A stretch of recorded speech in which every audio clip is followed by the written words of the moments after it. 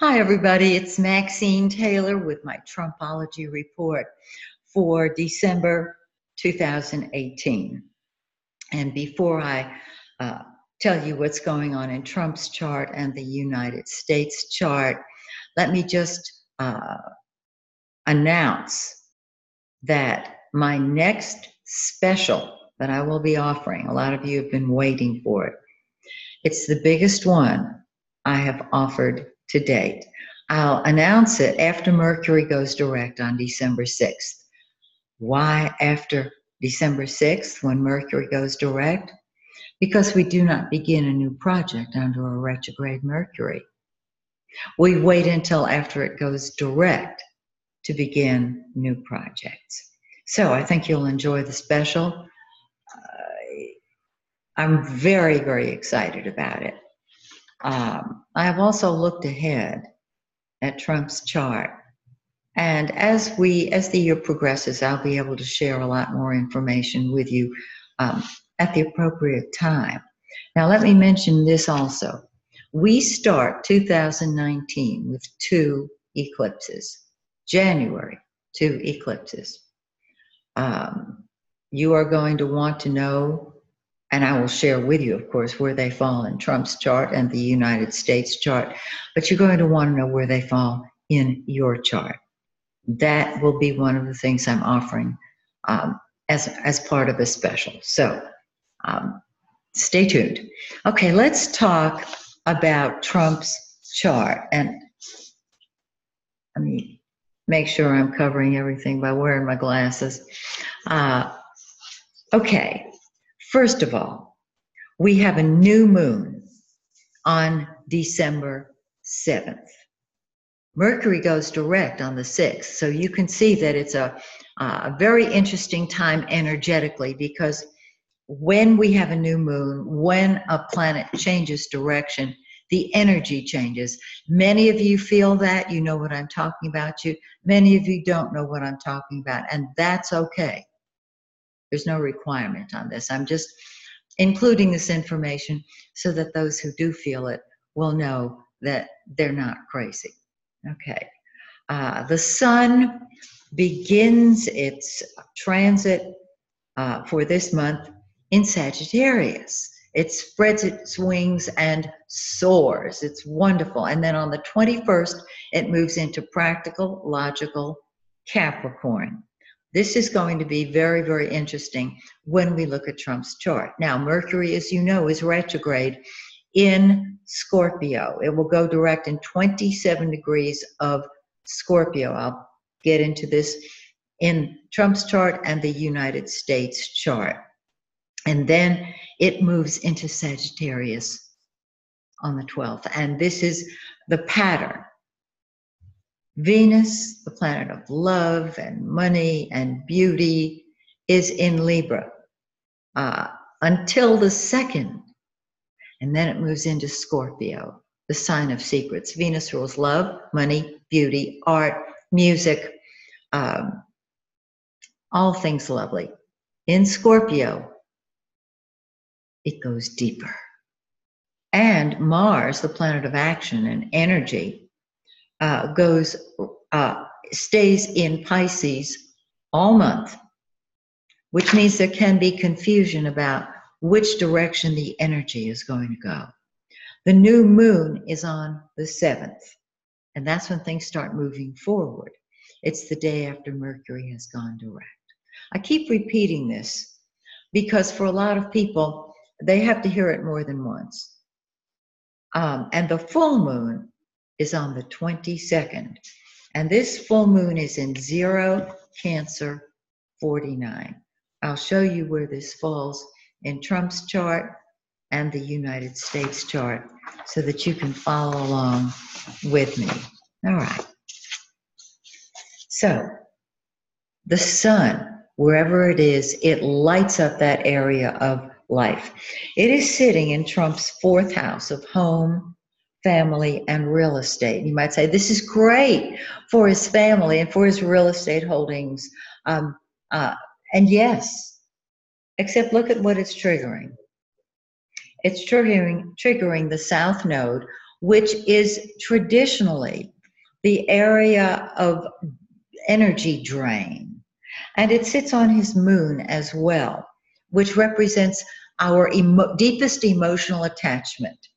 And so as the sun sits on his south node and moon, you might say, well, it lights it up, and that's the truth, it does. And there can be a lot of concern on his part for his real estate holdings and his family as well. Now, at the time that I am recording this, Mueller has not made his report known, but he's getting very close to doing that. And so there can be family issues that Trump has to deal with on the new moon, which, of course, as I mentioned, is the 7th of December. I've put his 10th house planets in because when the 4th house planets are triggered, they oppose the 10th house planets. In that case, it becomes a pulling away from. Now, the 10th house is his public image, his career. We know that Trump does not shy away from publicity or leadership, but by spending more time at home with family or on those things that provide emotional security, meaning the family members, he spends less time in his public image role of president. He's not doing anything to avoid it. It's simply that this is where his focus is. Then on the 21st, the sun moves into his 5th house of children and fun, whether golf or any other enjoyment. It's also the 5th house of sex. And so some of that may come up again. But with the sun in his 5th house, his children are his focus. This is also the house of speculation, gambling, taking a chance. That is what is lit up. The full moon, which is on the 22nd, sits in his 11th house of friends and group activities and indicates the desire to be with his friends, to take up for his friends, to enjoy his friends, to spend time with those people he cares about. This is groups of people, friendship activities. So that's some of it is quite lovely. Now let's look at Mercury and Mars. Let's start with Mercury. Mercury, what we think about and talk about, is also in his 4th house, as is the sun, until the 21st. On the 30th, yes, that's the 30th, Mercury, what we think about and talk about, sits on his south node in moon. So there's going to be a lot of communication, a lot of conversation about and with family members, perhaps over how to make the family secure, number one, about real estate matters, and it opposes his 10th house planets. Now, Mars, the planet of action and energy, what we fight with and fight for, is in his 7th house of partnership. It's interesting, the 7th house deals with marriage and partnership and allies and open enemies. So opposite messages, right? Mars sits in that 7th house until the 21st. What happens on the 21st? The sun moves into his 5th house of children. Okay. While Mars is in his 7th house, Mercury is opposing his 10th house planets, and Mars is squaring them. This is for the astrology students out there. The T-cross formed is the 1st house. And so his arguing, his fighting, his contract negotiating can activate his leadership, as well as his rebellion, his unpredictability, and his domestic picture. But it empties into the 1st house of me. So he's looking out for number one. That's not a judgment. There's nothing wrong with looking out for number one. That is what's going to be happening. Now, on the 21st, Mars goes into the 8th house. This is the house of secrets, of death and rebirth. It's the house of other people's money. And so there's a lot of emphasis there on perhaps hiding what is going on in the area of joint finances. Be very, very interesting. At that time, because Mars is in Pisces, it will be trining his 11th house planets. And so he will turn to his friends who will be of assistance to him in his desire to get to the bottom of mutual financial issues, or to hide them, because this is the house that is hidden and it's other people's money. And wherever Mars is, that's what you throw yourself into. So we can understand where there could be a lot more emphasis on his family and his real estate holdings when, toward the end of the month, his joint financial arrangements are hidden.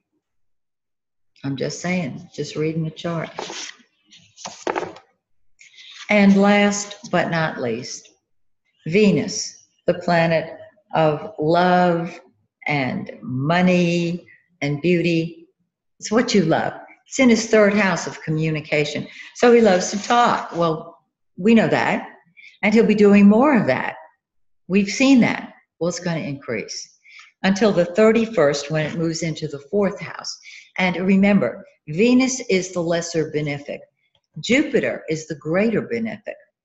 And it can bless the area in which it falls. While it doesn't sit on his south node in Moon, and I would question how much of a blessing that would be, because the south node Moon conjunction is an emotional, knee-jerk conjunction. And because it's in the 4th house of family and real estate, is not necessarily that great, particularly since it opposes his public image. So Jupiter sits here expanding his real estate holdings, expanding the time that he spends with his children and family. And then Venus comes along in January and adds to it, which with the 2 benefics, 2 good guys in his 4th house, we're talking about blessings. So that's quite lovely. Now, let's look at the United States chart. I'm trying to keep this very, very simple. There's a lot more involved, but if I can give you the conjunctions and the simple placements, you will get the picture very simply. Some of you have already told me that you're students of astrology and you appreciate all the astrological input I give you because it explains things. You learn a lot. I'll tell you something that I saw recently when I was looking ahead in Trump's chart, and I'll share that information at the appropriate time, of course. What I saw was that the potential that each planet triggers is of course indicated in the birth chart. And one of the things I love to do, particularly with my diurnal charts, which I use to predict political elections, is I relocate the chart to the place where the event will occur. In Washington, D.C., and I'm going to, oh shoot, I didn't bring a simplified copy of Trump's birth chart. I'm so sorry. I didn't know I was going to share this piece of information. But let me just keep it simple here for you. Trump's ascendant is 29 Leo 58. Mars in Trump's chart is 26 Leo 47. So it's 3 degrees behind the ascendant. And this is why there's a hidden fight. Maybe not so hidden. His anger is what motivates him. The drive to compete. He loves to fight. when his birth chart is relocated to Washington, D.C. from Jamaica, New York, that's where he was born, um, the distance between Mars and the ascendant shrinks. And Mars is only 1 degree behind the ascendant, which is why his fight, his feistiness, his me first, I'm going to do it my way, and I'm going to do it now, and I'm going to do it grandly. That's why it has increased. That's why we are seeing more of it. You might say, well, he's president. Of course we'll see more of it. Yes. And Mars is practically on the ascendant. So he's even more ready for a fight all the time. Now, when he visits other countries, his chart changes. And I've relocated his chart to various countries when he appears there. Just your little astrology lesson for the day. Let's talk now about the United States chart. Here we go. Okay. Now remember, when we're dealing with the United States, it's a different kind of a chart than the chart for a person. It's a mundane chart. And while there's a great deal of free will in everybody's birth chart, in a mundane chart, it can be very cut and dried, and it can be traditional old-time astrology where the planets are good or bad, because there are millions of people involved. And you know, I don't think in terms of good and bad. When I read your chart, it's what's marvelous about you, because you are a spirit in an earthbound body, and you always have the choice to rise up, spread your wings, soar, and express those planets on their highest and best level. In a mundane chart, not so much. Not so much, but you can do it in your own environment. Okay. Now, keeping it simple. In the United States chart, I better wear my glasses because it's just too easy with Mercury retrograde to mess up.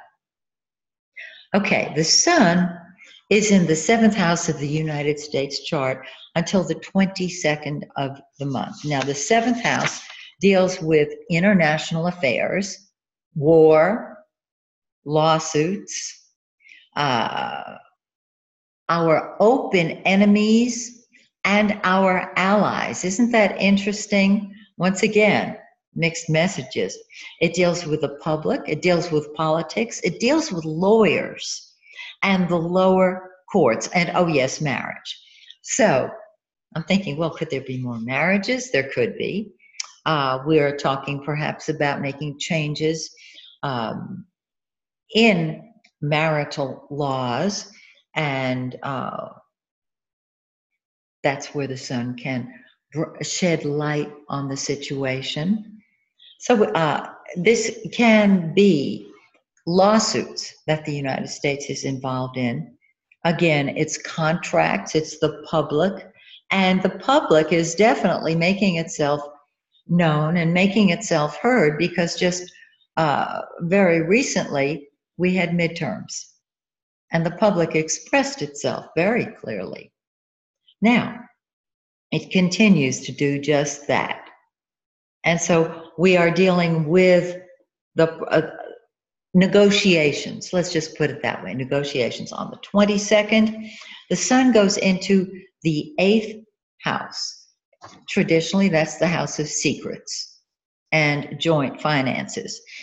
Well, it's true in the United States chart. It's the treasurer, it's our debts, our escrow, our taxes, losses, death, and secrets.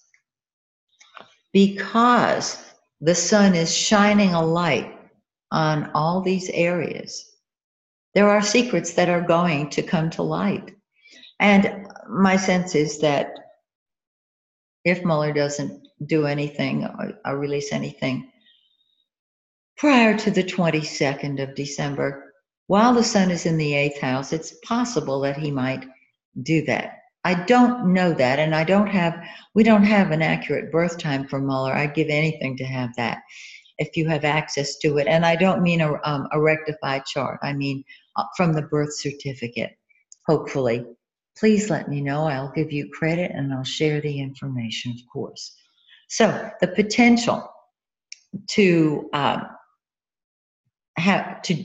dig deeper and shed a greater light on all secrets, on taxes that United States citizens pay, on escrow, and on death. There are people who have died whose bodies recently have been discovered through various accidents of nature. We'll see how that shakes out. The new moon, of course, on the 7th, starts the light shining in that 7th house of politics and the lower courts and international affairs and war and lawsuits and lawyers.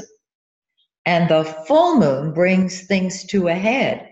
It sits on Venus and Jupiter in our 2nd house. Now, Venus and Jupiter are the two good guys of the zodiac. Jupiter expands things. Jupiter blesses them, increases them. Venus is love and money. And the 2nd house is money. It's our earnings, our savings. It's the stock market. It's banks. It's personal debts that people have. So there might be, I don't know, blessings involved. I would certainly hope so. It also is money through commerce and trade. And because Venus and Jupiter are triggered, there can be an improvement in these areas, particularly in the stock market. Now, let's look over here. Well, I've got a lot going on. Let's start with Venus, the lesser benefic. It and Jupiter, the two good guys, are sitting in the United States 6th house. This deals with our health, with our jobs, all civil servants, deals with our food. And remember, if there are tariffs on food, we need Venus and Jupiter here, okay? Animals, police and fire departments, but these are the workers. Now, people working at General Motors right now are saying, we certainly hope that this will help us. But this can bring improved jobs, more jobs for sure. From the 10th to the 13th, Jupiter enters that 7th house. And Jupiter is a lot of, so it brings a lot of interaction with other people, international affairs, lawsuits, our open enemies, politics, the lower courts, all that stuff. Because it is one of the good guys, it is the great benefic, people think that very often, no matter what, it's going to be good for them. It expands, it brings a lot of, which ultimately, there's a blessing in everything, but it may not start out to be abundance in the good area, but abundance in general. I hope I'm making sense to you. In international affairs, in the lower courts, in any kind of lawsuits, because it seems like nowadays everybody's suing everybody else. Now let's get up to Mars, which is our warrior. Mars is in the 10th house of the United States chart until the 21st. Once again, that's when the sun changes signs. And when the sun goes from the 7th to the 8th house. While the sun is in the 7th house, I think that 7th area looks pretty nice. And then it moves into the 8th, and Jupiter takes over. Mars is what we throw ourselves into. Well, it's the president. It's the party in power. And Trump is always in the news. And so he's going to stay in the news. I don't see it ending anytime soon. It's the party in power, and it is our public image. And whenever Mars is in the 10th house, there is ambition to move upward. And that's our public image, part of our public image now, to move upward. But there is, well, Venus is in the 6th. It's not in the 10th. It's not a loving public image. It's a warring public image. And on the 21st, Mars enters the 11th house.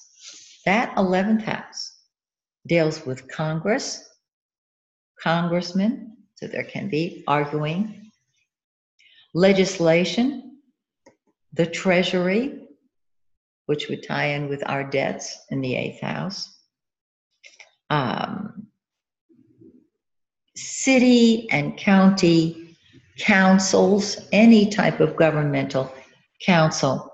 And wherever Mars is where people get angry. People fight because Mars is war. Mars is passion. And so we're going to have to wait and see how this shakes out. But I would imagine that with a new Congress getting ready to step up to the plate, Mars in that 11th house. Now, this is just during December. It will stay there for part of January as well. Let me just look at this United States chart. Oh, yes. It will be in the 11th house with the convening of the new Congress. It's going to be interesting. The new Congress will throw themselves into their job, and there can be great arguing. I leave it to you, dear Congress people, to use that Mars wisely. So, we are at the brink of a new Congress. We are at the brink of a new year. In January, of course, we will have 2 eclipses. I will share my special with you, which will give you an opportunity to take advantage of my offerings for yourself. So, I anticipate a really powerful January forecast. And so, may your holidays be blessed, and may the stars shine brightly on you and yours. Bye for now.